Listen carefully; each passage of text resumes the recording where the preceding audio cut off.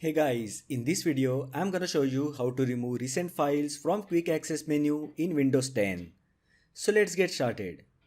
If you are a Windows 10 user, you are probably aware of the recent files feature in your Quick Access folder that shows the files that you recently accessed. But due to some reasons, if you wish to remove recent files from the Quick Access menu, then follow the steps that I'm gonna show you. First, open File Explorer.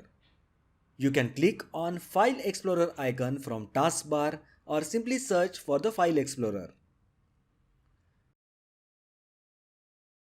Click on Quick Access on the left panel.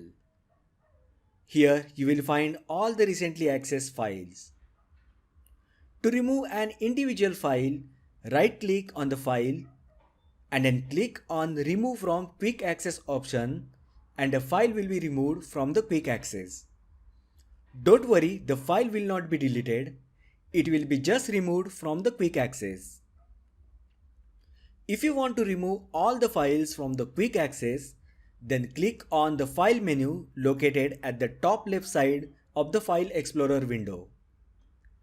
From the File menu, click on Change Folder and Search Options feature.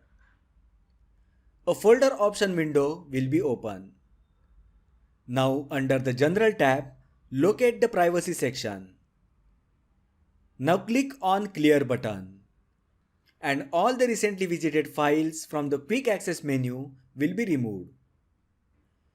If you uncheck the option that says Show recently used files in the Quick Access, then recently visited files will not be shown in the Quick Access menu in the future.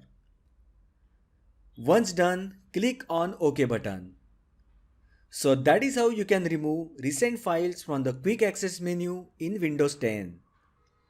If you find the video helpful, then like the video, share with your friends and subscribe to my channel. Thanks for watching and I will see you in the next video.